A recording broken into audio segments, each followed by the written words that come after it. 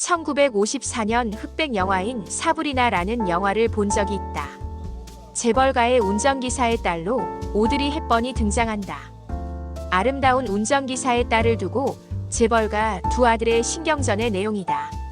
아일랜드 재벌가 저택답게 실내 테니스 코트가 나온다. 코트에서 재벌가 장남 험프리 보가트 당대 인기 남자 배우와 춤을 추는 장면이 있다. 테니스는 상류 사회가 누리는 스포츠였나 보다. 그런데 저 당시에도 테니스 벽치기를 했을까라는 궁금증이 생긴다. 사실 상대적 스포츠라 벽치기가 도움이 되겠어 라는 분들이 있다. 또한 벽치기를 저평가하는 분들도 있다.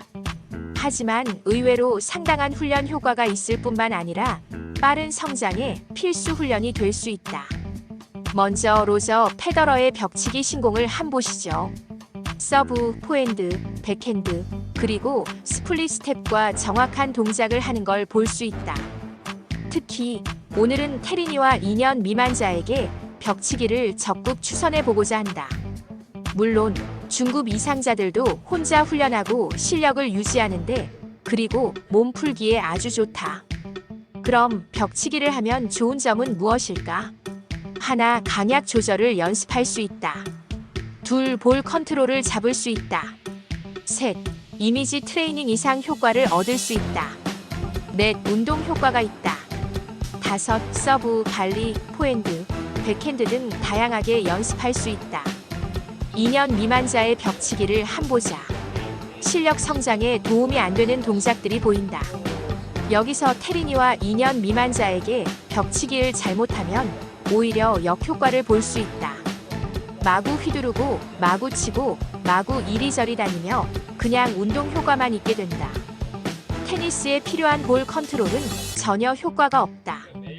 오히려 자세가 망가지거나 망가진 자세로 굳어져 버릴 수 있기에 벽치기는 주의점을 알고 하는 것이 중요하다. 벽치기의 가장 중요한 훈련 부분은 볼 컨트롤이다.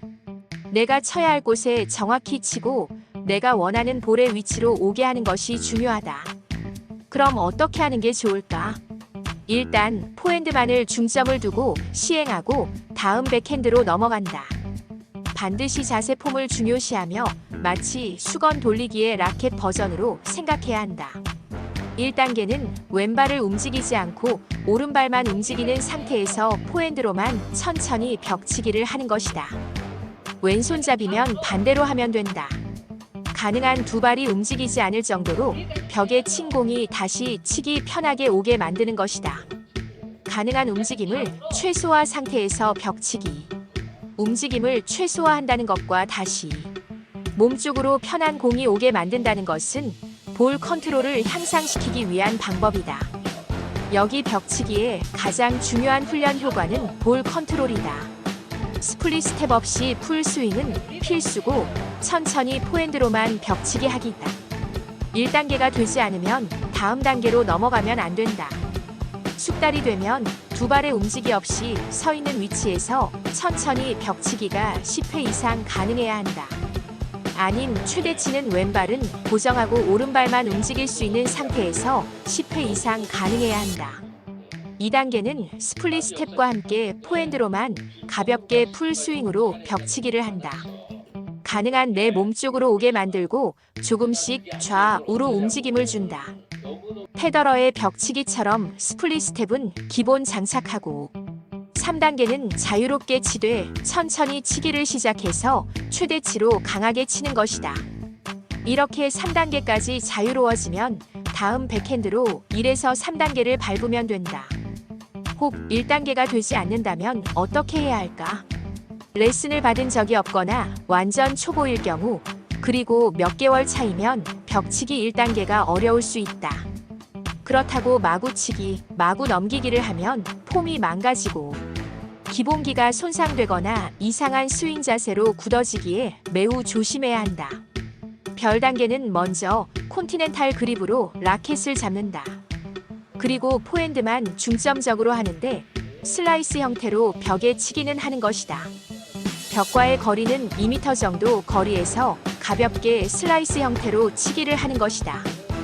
영상처럼 빨간 점선 안에서 슬라이스를 하듯 아주 가볍게 테이크백 없이 라켓에 가볍게 치는 형태이다.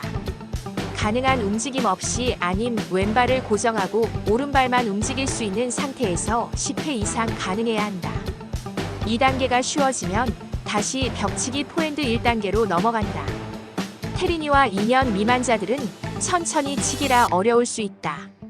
천천히 치기가 잘 안 된다는 것은 그만큼 볼 컨트롤이 아직 미숙하다는 얘기가 된다. 별 1단계가 되지 않는다면 포핸드 1단계로 넘어가면 안 된다. 잘 안 되면 더 천천히, 즉 공을 높이 아리랑 볼처럼 보내면 된다. 점점 더 속도를 높여가면 될 수 있다. 벽치기는 혼자 다양하게 거부감 없이 그것도 많이 훈련할 수 있는 장점이 있다. 중요한 건 마구치기는 도움이 안 된다. 반드시 포핸드 1단계를 완습하고 넘어가야 그만큼 볼 컨트롤이 향상되는 것이다. 수건 돌리기로 실내에서 훈련하고 실외 훈련 방법으로 벽치기가 엄청 도움이 될 것이다. 테린이와 2년 미만은 정확한 단계와 정확한 동작을 항상 염두에 두고 벽치기를 해야 효과를 극대화할 수 있다. 5년 이상이거나 10년이 넘은 구력자라도 슬럼프에 있거나 성장이 더디다면 초심으로 돌아가는 마음으로 자신의 기본기를 점검할 필요가 있다. 그 기본기를 재점검하는 방법으로 벽치기를 잘 활용할 수 있다. 서브, 포핸드, 백핸드, 발리 등 기본기를 다시 숙고하고 하나하나 점검해 볼 필요가 있다. 톱 랭커들이 무엇이 부족해 많은 비용을 지불하며 코치를 두는지 생각해보면 좋을 듯하다. 움직이는 공을 치기 위해 수많은 동작과 반복 과정에서 조금씩 달라질 가능성이 얼마든지 있다. 그렇기에 기본기를 잘 유지하고 있는지 수시로 점검해야 하는 이유가 존재하는 것이다. 사실 같은 동호인들끼리 훈수나 지적을 받기를 좋아하는 사람은 없다고 단언해 본다. 이유는 지난번 언급했듯 이상하게 자신의 실력이 좋다고 생각하는 사람들이 대부분이다. 훈수나 지적을 받기를 대부분 싫어하기에 단계적 성장을 갖는 동호인들이 드문 게 현실이다. 분명한 것은 지적을 받을 당시가 가장 성장을 하는 단계에 있다는 것이다. 훈수와 지적을 유튜브나 기타 연습으로 확인해보는, 그리고 자신의 게임을 복귀해보는 사람들은 분명 단계적 성장을 하는 사람들이다. 벽치기는 자신의 볼 컨트롤을 최고치로 올릴 수 있는 방법이다. 벽치기가 페더러처럼 자유로워지면 다음은 코트에서 상대적 공에 익숙해지기만 하면 되는 것이다. 풀코트가 더 많이 만들어지길 바라지만 여의치 않다면 벽치기 공간이라도 많이 생겼으면 좋을 듯하다. 분명 작은 차이가 큰 차이로 다가올 것이다. 오늘도 구독, 서브 알려주시고요. 디그앤디그